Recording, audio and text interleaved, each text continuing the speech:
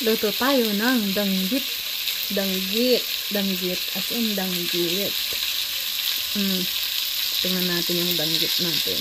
Preto. Makakain na ng danggit. Kasi pwede nang magbukas ng bintana. Sa park sana. Kaso malamig pa. Kaya sa loob ng bahay na lang. Pero mabaho dito. Pagagalitan tayo ng bossing. Ayan. Ang ating danggit. Danggit natin. Yan pala ang tawag dyan. Rabbit fish.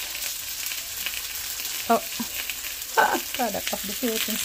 Sino to tawagan lakay? Kain na.